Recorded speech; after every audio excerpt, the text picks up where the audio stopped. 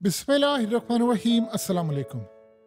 बड़ी डेवलपमेंट आज हुई है कि नेतन्याहू से मिलने के लिए एंटनी ब्लिंकन आया और उसने आकर एक ही बात की। उसने कहा मैं आखिरी दफ़ा आया हूँ, ये लास्ट अपॉर्चुनिटी है, इसके बाद सिर्फ बटन दबना है और पूरे रीजन में तबाही फैल जानी है। नेतन्याहू को उसने कहा कि आज आखिरी मौका है, अगर तो आप इस डील को फाइनलाइज कर लेते हैं तो ठीक है, नहीं तो फिर उसके बाद हो सकता है हम जब दोबारा मिले तो दुनिया तबाह हो चुकी हो। अब जब ये सूरत हाल हुई थी कि नेतन्याहू ब्लिंकन के साथ मीटिंग में बैठा हुआ था तो उसने इसको कहा आप डील फाइनलाइज कर लें, ये जंग खत्म हो जाएगी, अब उसके बाद हमारे पास रास्ता कोई नहीं है। उसने कहा अच्छा ठीक है। जब ये गुफ्तगू जारी थी तो आप मनाजिर देखिए, इसराइल के जेट्स लिबनान चले गए हैं और अभी तक इतलात आ रही है वहां पर उन्होंने स्ट्राइक किया है। अभी तक जो आने वाले घंटों में पता चलेगा कि असल मामला क्या है, लेकिन वहां पर उनके जेट्स लोगों ने देखे और वीडियोस बनाई। अब आप जरा अंदाजा करें कि ये जब मामला हो रहा है तो उस दौरान पहली दफा अजीबोगरीब सूरत हाल देखने को मिली है कि इसराइल में एक हमला हुआ है और ये तिल अवीव के अंदर हमला हुआ है और ये बड़ा हैरान कुन है कि ये खुदकुश हमला था। और यानी आप ये देखें, अभी तक जो जंग छिड़ी हुई है वो जंग में रॉकेट मारे जाते हैं, उस जंग के अंदर यानी आप सुरंगों में चले जाते हैं तो रॉकेट मारे जाएं या उसके अलावा इस तरह की लड़ाई हो जाए, मिसाइल मारे जाएं, ड्रोन्स हो जाए। अब तक की जितनी लड़ाई है, डेवलपमेंट है, वो ये है। लेकिन अब सूरत हाल इतनी डिफरेंट हुई है, इतनी डिफरेंट हुई है कि पहली मर्तबा यानी हमास और दूसरी तंजीमों ने इन्होंने रिस्पॉन्सिबिलिटी भी क्लेम कर ली है। उन्होंने कहा जी हमने मारा और ये खुद को हमला था। अब ये पूरी की पूरी डायनामिक्स बदलने जा रही है। अब असल में वो लड़ाई होने वाली है जो आज से पहले कभी नहीं हुई। ये सारी सूरत हाल को जरा आप समझ लें कि मामला किस तरह जा रहे हैं। सबसे पहले तो ये नेतन्याहू से जो मीटिंग हुई है, उस मीटिंग के अंदर अमेरिका की जानिब से पैगाम ये गया है कि लड़ाई है, वैसे तो अमेरिका इनके साथ खड़ा हुआ है, लेकिन जाहिर सी बात है, चाहे आप जो मर्जी कह ले, आप ताकत में हो, पावरफुल हो, अमेरिका फिलहाल तो ये जंग नहीं चाहता, लेकिन मदद करने के लिए भी आ रहा है, उसकी नेवी भी आ रही है, उसका सब कुछ आ रहा है, एयरक्राफ्ट कैरियर हैं, वॉरशिप्स हैं, तमाम चीज़ें। सो इस सारी सूरत हाल के अंदर तबाही तो हो रही है, लेकिन नेतन्याहू के लिए पैगाम लेकर आया जब ये, तो उसने आपको पता है आगे जवाब क्या दिया? उसने आगे से बंदे मारकर लेबनान और दीगर जगहों पर जवाब दिया कि ये मेरा जवाब है। कहता है कि हम जो मर्जी हो जाए, अब बेशक जंग छिड़ जाए, मुल्क तबाह हो जाए, मुझे अब इस बात की परवाह नहीं है, मैं बहुत आगे निकल चुका हूं। उसने कहा आप जाकर अमेरिका की एडमिनिस्ट्रेशन को यानी इस्टेब्लिशमेंट को ये बात कह दें कि अब हम हर तरह की कुर्बानियां लेने को तैयार हैं, अब हम पीछे नहीं हटेंगे, यही हमारा टाइम है।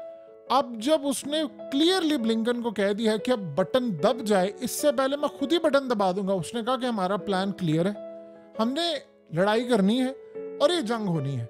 अब आप सिर्फ ये हमें अगर ना बताएं, लेक्चर ना दें कि आप ये डील कर लें, फाइनलाइज कर लें। उसने कहा आपने जो प्रपोजल दिया था वो आपकी अपनी मर्जी थी, हमारा उसमें कुछ नहीं था। हाँ, आप बस तैयारी करें हमारी मदद करने की, हमारी बरतानिया से बातचीत हो चुकी है, फ्रांस से भी हो गई है, और ये लड़ाई अब बड़े पैमाने पर जाने वाली है और हम तैयार हैं। सो अब जो सूरत हाल पैदा हुई है वो ये होने जा रही है। उसने बड़ा क्लियरली कह दिया है कि मुझे लेक्चर ना दो आकर के फलाना कर लेंगे, मेरा ऑर्डर सुनो, ऑर्डर ये फौज लेकर आओ, हम जंग के लिए तैयार हैं और बटन दबना है वो दब जाए। अब आप जरा अंदाजा करें कि इस वक्त ये सिनेरियो है। अब लिबनान के साथ इनकी लड़ाई है, लेकिन ये जो अभी हमला हुआ है इतवार को, ये खुदकुश हमला, ये बड़ा हैरान कुन हमला था और इसको गालिबन इजरायली कह रहे हैं कि उनका यानी उन्होंने नाकाम बनाने की आखिरी हद तक कोशिश की है। लेकिन ये अब जो जंग है वो बिल्कुल नई डायनामिक्स पर आ रही है कि अब सड़कों पर लड़ाई होने वाली है। तिल अवीव की सड़कों पर कैसे हो रही, क्या मामला है। अब आपको पता है कि बहुत सारे जो फलस्तीनी और गजा के लोग हैं उनको परमिट जारी किया जाता रहा है माजी के अंदर, अब भी बहुत सारी चीज़ें हैं। परमिट ये होता है कि उन्हें वर्कर्स बुलाने होते हैं, काम करवाना होता है, उनको एक ख़ास परमिट होता है कि आप यहाँ पर आकर काम कर सकते हैं। इस सारी सूरत हाल में अब इसराइल को पता है कि जंग का अगला लेवल शुरू होने वाला है और अब हमें जो चीज़ें फेस करना पड़ेंगी वो इसी तरह की फेस करना पड़ेंगी कि यानी खुद को हमले और ये फलाना, ये सब कुछ है। अब ये लड़ाई जा रही है अगले बड़े पैमाने पर। अब नेतन्याहू ने इनकार कर दिया है, वहाँ पर हमला हुआ है और सब कह रहे हैं कि बड़ा अजीबोगरीब हमला था कि अब हमारी सड़कों पर लड़ाई होगी और ये मामला इस तरफ आ रहे हैं। देखिए, दो चीज़ें आप ये समझ लें कि बड़ी ख़तरनाक इस वक्त हो रही हैं, और वो ये है कि इस वक्त पूरे मिडिल ईस्ट के अंदर सुबह से लेकर रात तक फ़ोन कॉल्स, हंगामी मीटिंग्स, सीक्रेट दौरे हर जगह पर हो रहे हैं। सारी कंट्रीज भाग दौड़ कर रही हैं। कोई ईरान को समझा रहा है, कोई इसराइल को समझा रहा है, कोई फलाने को समझा रहा है, और वो कह रहे हैं कि आप हमला ना करें, आप फलाना ना करें, ये ना करें। अब सेकंड चीज़ ये है कि ईरान ने इन सब से एक ही चीज़ पूछी है। उसने कहा कि आप हमें ये बता रहे हैं, हमें सिर्फ दो चीज़ों का जवाब दे दें। क्या इस सारी सूरत हाल में आप गारंटी दे सकते हैं कि इसराइल दोबारा आकर हमला नहीं करेगा या न्यूक्लियर फैसिलिटीज़ को टारगेट नहीं करेगा, हमें टारगेट नहीं करेगा, हमारे मुल्क की सरहदों को वायलेट करता हुआ आएगा नहीं, तबाही नहीं मचाएगा? क्या आप ये गारंटी दे सकते हैं इस बात की कि अगर कभी आपके मुल्कों में ऐसा हमला हुआ, जैसे इस्माइल हानिया को मारा, दहशतगर्दी की इन्होंने हमारे मुल्क में आकर, अगर आपके मुल्कों में होगा तो आप कोई बदला नहीं लेंगे? आप अगर ये दो बातें बता सकते हैं हमें कि आप इसमें क्या आपका रिएक्शन होगा? उस पर किसी के पास कोई जवाब नहीं था। जाहिर सी बात है, अगर ये इस्माइल हानिया दोहा या कतर में मारा जाता तो क्या कतर चुप करके बैठा रहता? या तुर्की में मारा जाता या मॉस्को में मारा जाता तो क्या पुतिन चुप करके बैठा रहता, छोड़ता वो? अब इस सारे सिनेरियो में आप कैसे एक्सपेक्ट कर सकते हैं? आप इंडिया के मुल्क में जाकर किसी स्टेट गेस्ट को, मिसाल के तौर पर मोदी अगर वहां पर इक़्तिदार में आया और वो आकर हलफ उठा रहा है और उसने दुनिया भर के ममालिक से लोग बुलाए हैं और एक मुल्क का सरबराह आता है और आप वो होटल के अंदर है और उसको कोई मार दे, तो आप बताएं कि सारी सूरत हाल में उनकी फौज, एयरफोर्स जवाब नहीं देगी? कि दुनिया जाकर कहेगी इंडिया को कि यार आप हमला ना करें, आप चुप करके बैठे रहें? अब चाइना की मिसाल ले लें, आप सबसे बढ़कर आप रूस की मिसाल ले लें। पुतिन ने वहाँ पर हलफ उठाना हो और वहाँ पर दुनिया भर के स्टेट गेस्ट आए हो और वहाँ पर जाकर कोई हमला कर दे, तो वो चुप करके बैठा रहेगा?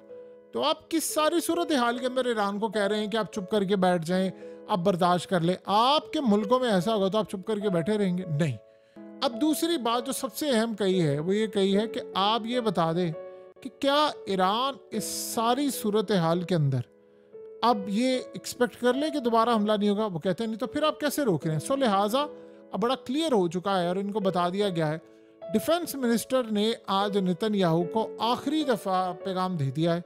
उन्होंने कहा जी अब हमारे पास जो ऑप्शन नज़र आ रही है वो पूरे रीजन की अब जंग नज़र आ रही, तो क्योंकि अब हमने इस डील को फाइनलाइज नहीं किया तो अब जंग खत्म। अब जितनी डील्स होनी थी वो सारी की सारी कूड़े में डाल दी हैं। आज के बाद याद रखिएगा, नेतन्याहू ने उठाकर सारी डील कूड़े में डाल दी है। अब कोई डील नहीं है, वो सारी पहले भी नहीं होनी थी। ये सब ढकोसले हैं अमेरिका के। आपको पता कि सिर्फ इसराइल इस सारी डील के दौरान वो इंटेलिजेंस मालूमात इकट्ठी कर रहा था कि कहाँ पर हमला करना है, कहाँ पर नहीं करना। इसके अलावा और कोई सूरत हाल नहीं थी। अब आप ये सोचें कि उन्होंने कहा कि हमने लड़ाई करनी है क्योंकि अब तिल अवीव के अंदर खुदकुश हमला हुआ है और ये ना हो कि उसकी बरसात हो जाए, लिहाजा अब हमने जंग बड़े पैमाने पर करनी है। तो वो जंग को अब लेकर जा रहे हैं नेक्स्ट लेवल पर। अब उस नेक्स्ट लेवल के अंदर सूरत हाल ये देखिए, एक चीज़ बड़ी अजीबो गरीब है जिसके लिए आप और हम तैयार रहें, और वो इजराइल की जानिब से दो चीज़ें हैं। याद रखिएगा, जब भी किसी ऐसी ताकत को जो कब्जे करती है ज़मीनों पर, आप उनको एटमी ताकत बना देंगे तो वो फिर अपने बचाव के लिए आखिरी हद तक जाएंगे। जो एक सिनेरियो है वो 100% है, आप उसको पत्थर पर लकीर रख लें, आज हो, कल हो, परसों हो, 10 साल बाद हो, कभी भी हो। वो ये है कि जब भी इजराइल को खतरा महसूस हुआ कि वो चारों तरफ से घेर लिया गया है, वो एटमी हमला कर देगा। चाहे वो लेबनान पे करे, ईरान पे करे, इराक पे करे, किसी भी जगह करे, वो तैयार है। उन्होंने ये मिसाइल और अपना एटमी प्रोग्राम बनाया ही इस दिन के लिए था। अब असल में मसला ये हुआ है कि जो मिडिल ईस्ट की कंट्रीज इसराइल से बैकडोर राब्ते पर हैं। अब जानते इसराइल ने क्या पैगाम दिया उनको? उन्होंने कहा है कि ईरान को आप समझा दें हमारा एटमी प्रोग्राम इसलिए है कि हमने आप पर हमला करना। उन्होंने कहा कि हम तैयार हैं। यही अमेरिका ने आज बात कही थी। तो वो सारी की सारी अब जो डील्स हैं वो सारा कुछ वो गटर में बह गया है। और पहली दफ़ा जो हमला हुआ है वो हमला आज से पहले कभी देखने को नहीं मिला कि खुदकुश हमले हो रहे हैं और ये मामला काफ़ी हद तक ख़राब है। जाहिर सी बात है, इजराइल को लगता है कि हमारी सिक्योरिटी में फ्लॉज हैं, हमारी सीओटी में मामलात ख़राब है, तो हमने ये सारी सूरत हाल को देखना है। सो आने वाले वक्त में अब जो मामलात होने जा रहे हैं, आप उसको अच्छी तरह समझ लें कि आज कल परसों किसी भी वक्त ईरान हमला करे ना करे, लेट करे, सुबह करे, शाम करे, आप इस बात की एक्सपेक्टेशंस रख लें कि इजराइल किसी भी वक्त हमला करने के लिए जा रहा है। इससे पहले ये करे वो कर देगा, क्योंकि वो कह रहे हैं हमने करनी है लड़ाई। अगले तैयार होकर बैठे हुए हैं कि भाई लड़ाई करनी है, लड़ाई करनी है। अब आप ये सोचें कि इससे भी ज़्यादा अहम बात यह है कि अमेरिका उनको मजीद अरबों डॉलर की एड दे रहा है। और ज़रा उन लोगों से पूछ लें जो ये बाइकआउट के तमाशे लगा रहे हैं, आपकी पूरे वर्ल्ड में 2 अरब मुसलमानों ने बाइकआउट किया, हम लोगों ने क्या उखाड़ लिया इजराइल का। उनको बाइकआउट से फ़र्क नहीं पड़ता, उनको फ़र्क तब पड़ता है जब किसी मुल्क की फ़ौज उनके मुल्क में दाखिल हो लड़ने के लिए।